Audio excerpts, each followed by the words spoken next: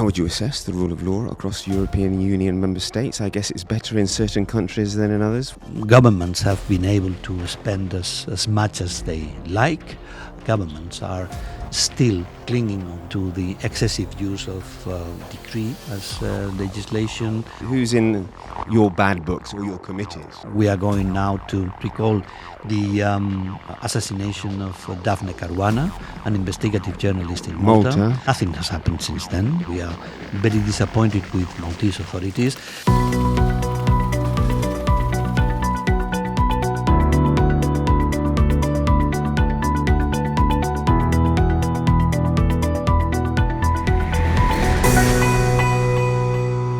Hello and welcome back to the Brussels Signal studio. My name is Justin Stairs and we have a guest. He is a member of the European Parliament and his name is Javier Zarzalejos. Thank you, Senor Zarzalejos, for coming to the Brussels Signal studio. Thanks to you for having me. Well, let me just describe in a few words who you are. As I just said, you're an MEP since 2019. So this is your second mandate.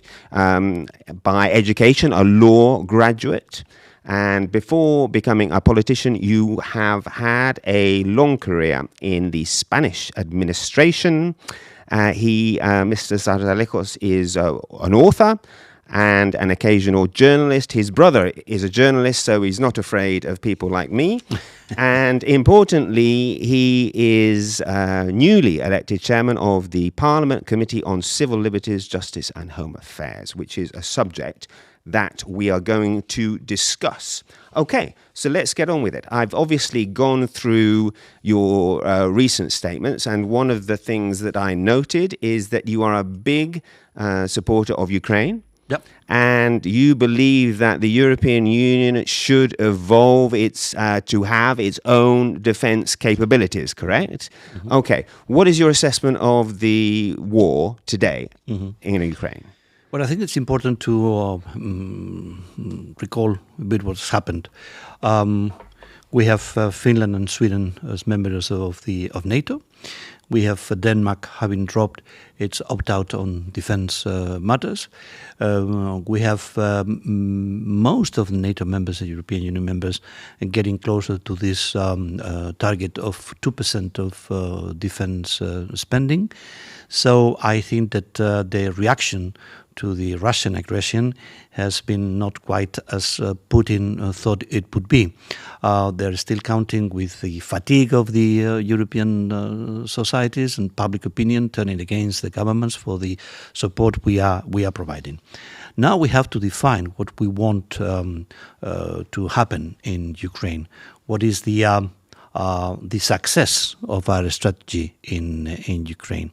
And certainly that can't be to reward Putin with 20% of the Ukrainian territory or after what he did in Crimea, for example. So clearly there is a strategic goal, and is that that Putin has to receive a clear message saying the European security is not up for grabs. Okay, so that means continuing to support Ukraine both financially and militarily until Ukraine wins the war? What does that mean, practically speaking? If we want Ukraine to win the war and not only to resist Russian aggression, we have to do more in terms of the capabilities we supply with Ukraine and the ability of Ukrainian armed forces to counterattack effectively. It's not only about resistance, it's not just a war of attribution. It is something that has to be meaningful in terms of the strategic objectives that we have to pursue. Right. I'm just wondering, I know that you have spoken in favour of the creation of an EU defence force, which I guess means an EU army. Mm-hmm. I mean, would you be in favour, theoretically, of such an army, if it did exist, going to Ukraine? Well, I don't think that it is realistic to think of the European army as such, and certainly what the Ukrainians are asking us is not to send troops. So, I mean, boots on the ground is something out of question, and so has always been. But they have to have more room for maneuver in the use of certain military capabilities that we can supply. Okay, and what do you say to those who fear that we might be headed for a nuclear conflict and therefore propose peace in terms of negotiations? What do you say to them? Well, I don't think that the nuclear scenario is realistic. Certainly, if Putin had to resort to nuclear weapons, that would be the acknowledgement of their own failure in Ukraine. And the important thing is to imagine what would happen if Putin can claim success after his aggression against Ukraine. The only guess in Europe would be who's going to be next. And if you ask our colleagues in the Baltic countries, in Poland, Romania, Moldavia, they would see a Russian success in far more concerning way. Okay, now you said you don't think a European army is realistic. Is that not as such? Why as not? Such. No, because I think that the European army, with everything that it entails, we are not ready for that. Not even we have a NATO army, and it's a specifically defensive alliance. There are missions, and we have to develop missions. We're already doing that, and it's a good way to start. I think that we have to pool our military capacities and to put in place system to deploy European forces in some flexible arrangements, and I think we could do more on that. Okay.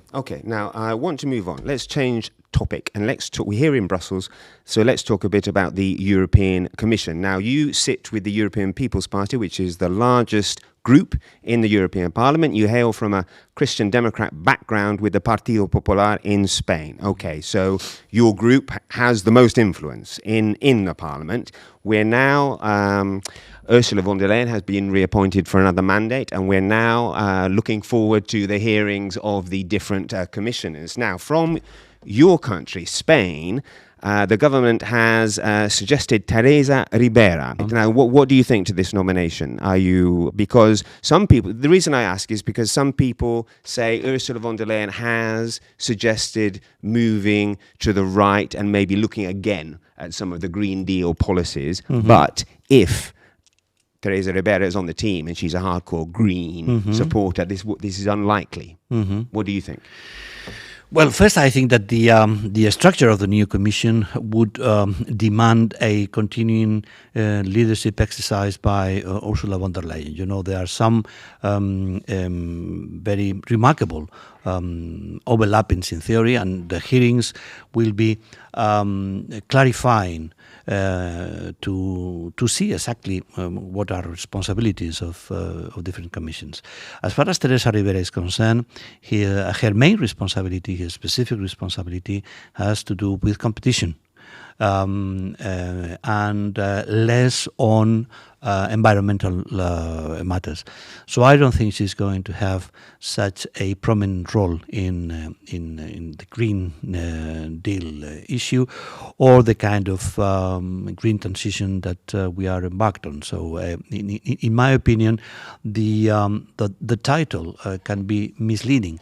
You know, the yardstick to measure what is the responsibility of every commissioner depends on how many director general report to you, and there's only one, which is competition. That's the fact that she has a past in the green transition is not actually relevant to the competition portfolio. No, and I don't think at this moment that would be the best credential for Teresa Ribera.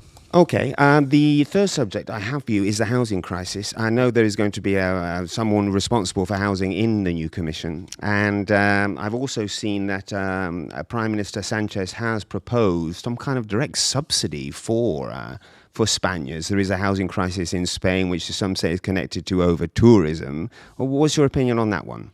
No, I mean, the housing crisis is basically in Spain a twofold problem. First, the lack of supply. It's as any other market is a matter of demand and supply. Too few houses are being built. And on the second is also a matter of the legal protection for owners. So they are deterred from putting that in the market basically for rentals, and we have to act on both areas. I mean, socialists are very keen to intervene in markets, trying to regulate, trying to put ceilings on the rents, and trying to force owners to do what they want. Subsidies definitely are not working. Subsidies only go straight to the pockets of owners, because if you have 200 million euro, as Prime Minister Sanchez has announced, well, that will make the rents go up. Right, that is, the proposal is 200 million euros for young people in rental vouchers. Yeah. Okay, so that's not the solution. Absolutely not. What is the solution? Well, I think first we need more houses being built.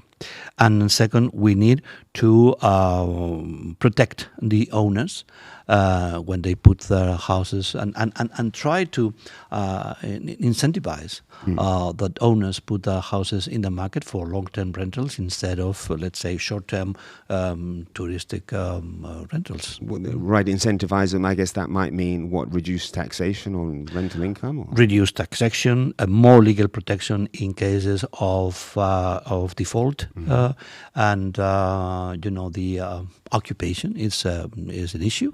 For illegal occupation of houses is an issue in some specific areas in Spain.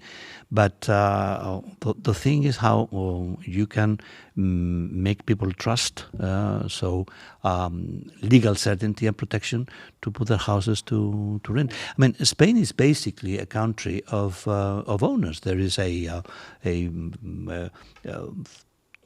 two-thirds of the Spanish family either own their own house or are in the process of just repaying mortgages, and they have already that. So the house is a very important asset in Spain, and you need to be confident that if you put your house, then you will have the legal protection in case that something wrong goes. Okay, that's the housing crisis.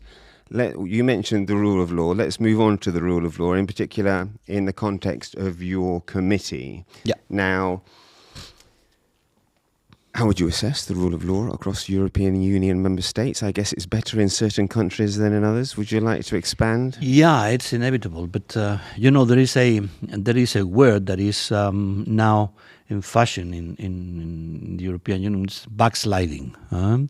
It's a sort of fine. I mean, it's not rule of system being brought down, but you know that backsliding in practices, not so clear separation of powers, more interference of governments, new restrictions to some liberties, and that's worrying. And I think that we have to react to that.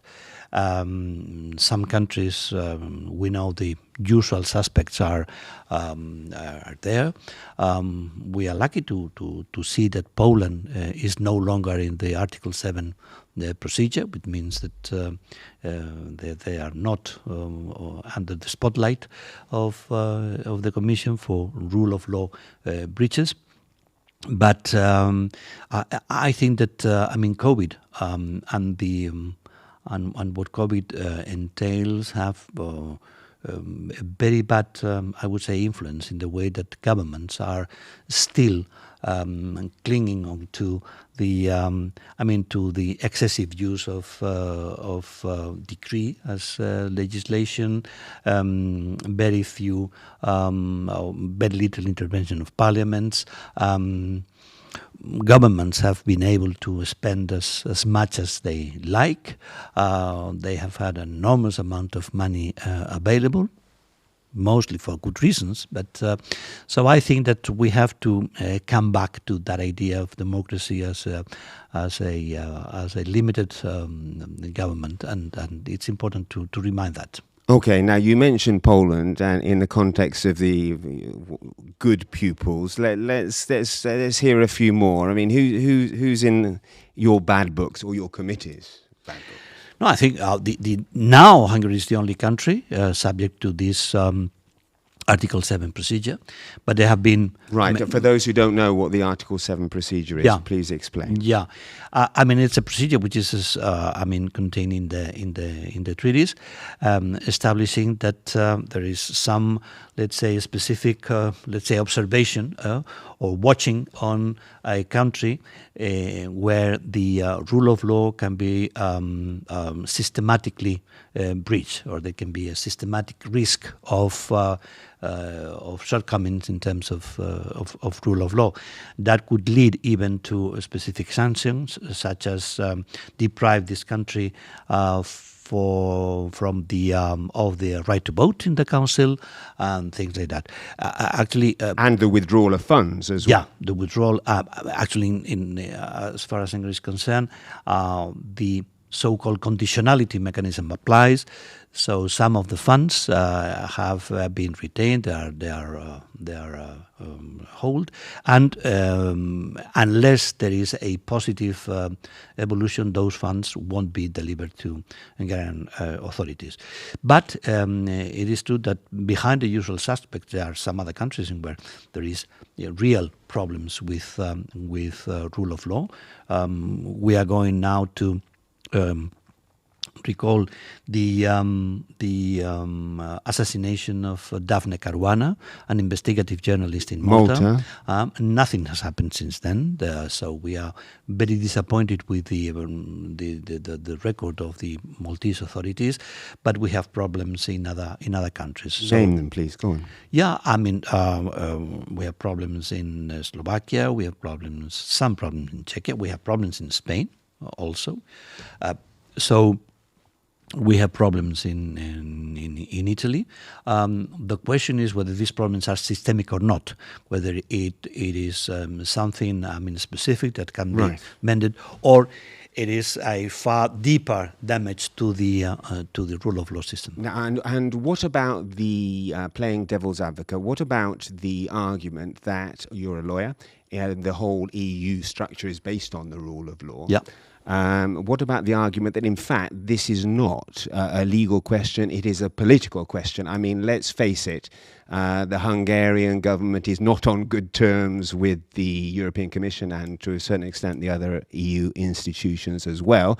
The same could have been said for the previous Polish government, Euro-sceptic government, and suddenly under strict Article 7, is it, conditions, also with the threat of withdrawal of funds hanging over them, these people say this is not, in fact, a rule of law issue at all. It's being imposed on certain countries if they don't follow the Brussels line on issues such as, well, Russia being one of them, or maybe Euroscepticism in general. How do you respond to that?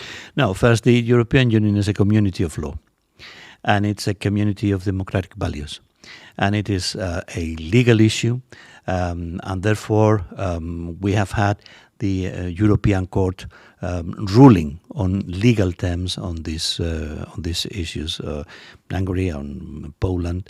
So there is no political contamination, as far as we are concerned, in these cases of rule of law. There is an annual report by the Commission which objectively deals with rule of law issues, and why should we, let's say, attack Hungary for political reasons? A country with 10 million people, which has benefited a lot from the European Union, from the funds of the European Union, for the access to the market of the European Union. I mean, there's no reason why it should that. Well, Russia could be one reason. I mean, the European Commission President Ursula von der Leyen said that Viktor Orban was guilty of appeasement when he went. I mean, that's very political. Yeah, but that came later. I think that the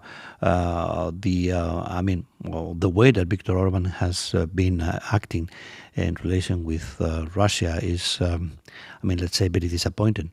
And the fact that they are holding the European presidency adds to this problem.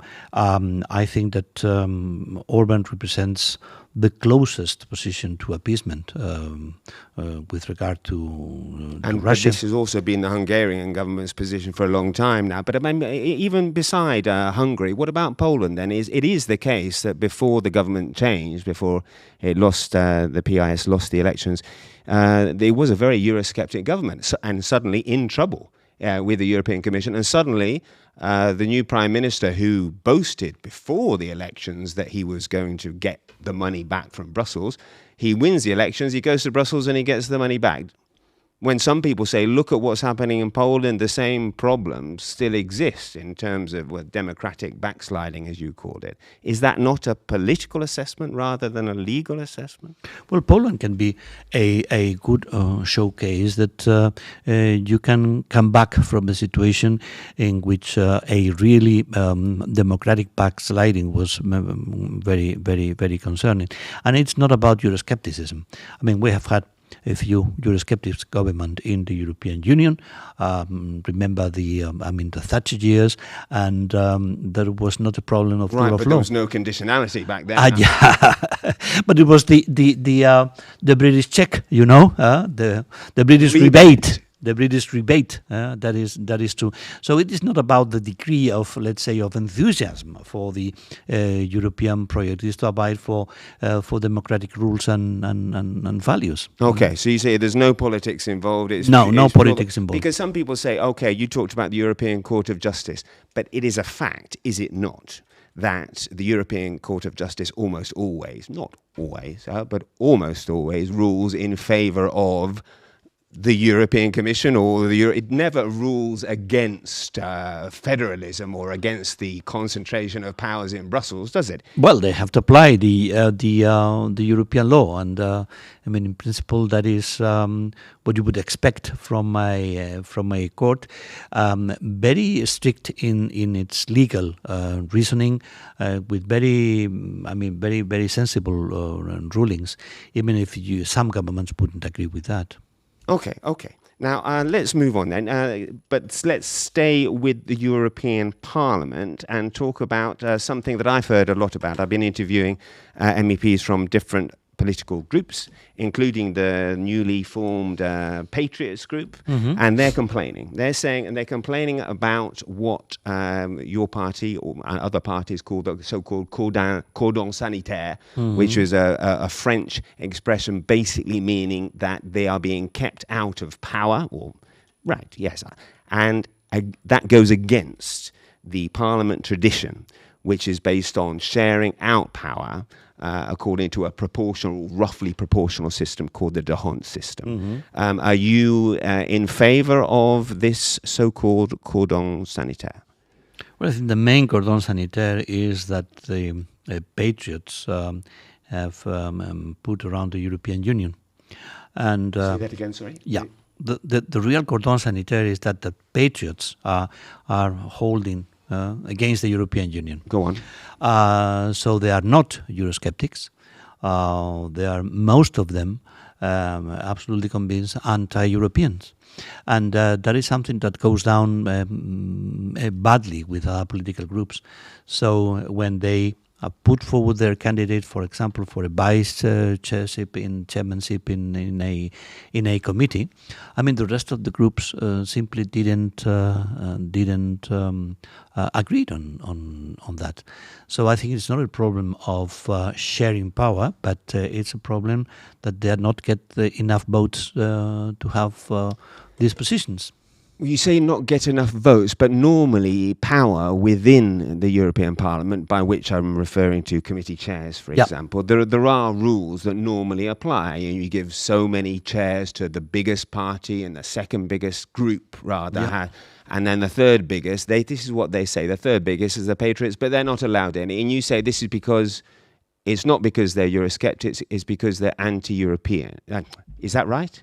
Well, it's because the rest of the groups simply do not agree with having Patriots in these positions. Right, but the D'Hondt system would suggest that they should do. Yeah, the D'Hondt system applies generally. It wouldn't be the first time that we have this situation.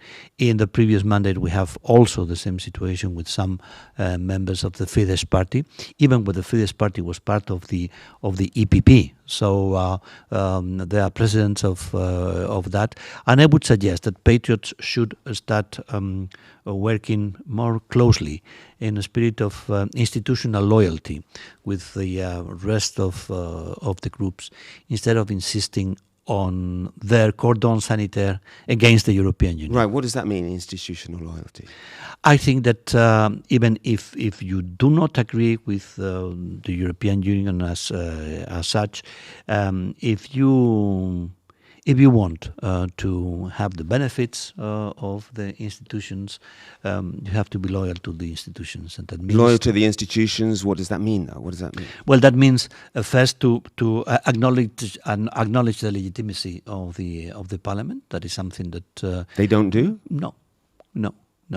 I mean, at least they are quite easy in denying legitimacy to the European institutions.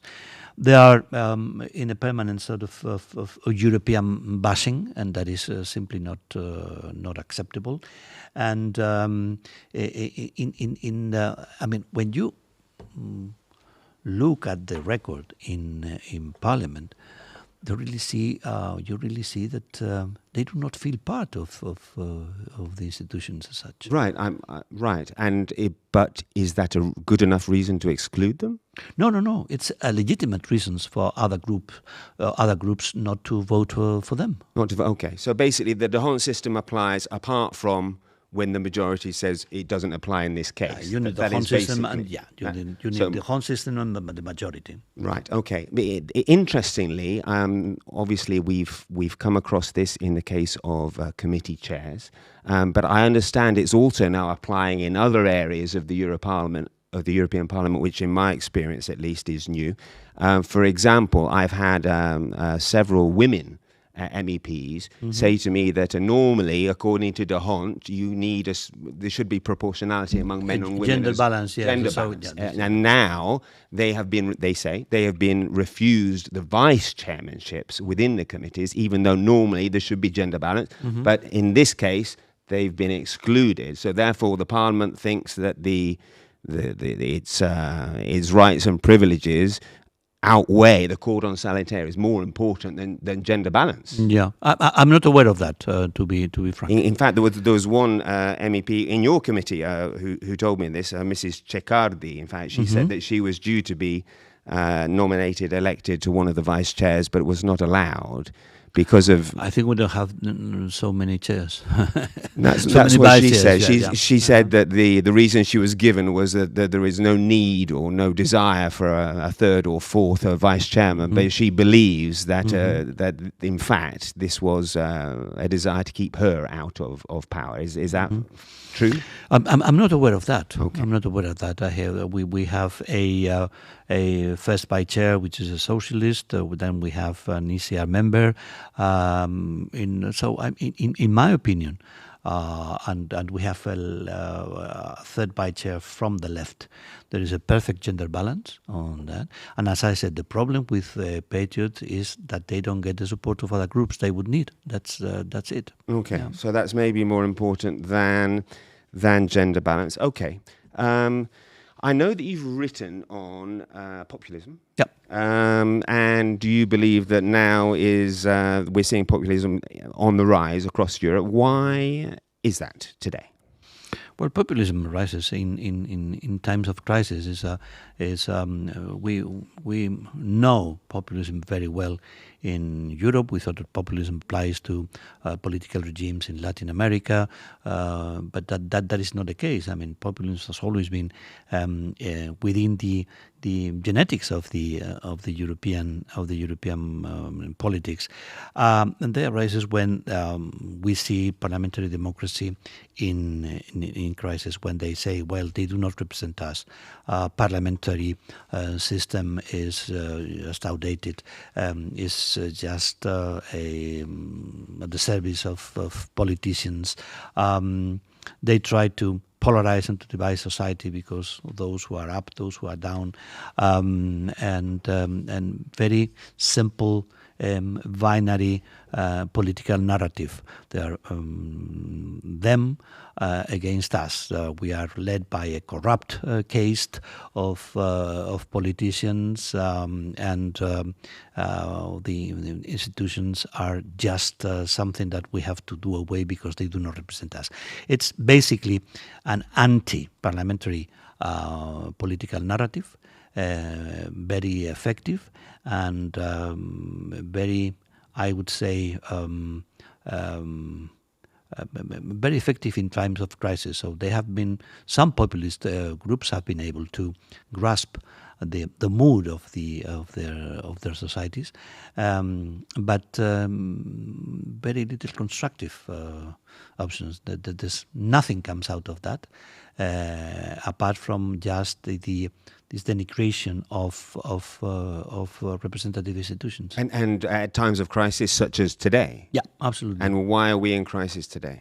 Well, basically, I think there's a crisis driven by fear. Fear of being losers in the process of globalization, fear of immigration taking up our jobs and our wealth, fear of crime. I mean, fear is a basic political sentiment, and it is taken advantage of these political movements, which basically says that the system is wrong. Okay, that's great. That's 30 minutes. Many thanks, Mr. Zarzalejos, for coming into the studio. Appreciate it. Thanks to you. And thank you for watching. That's great.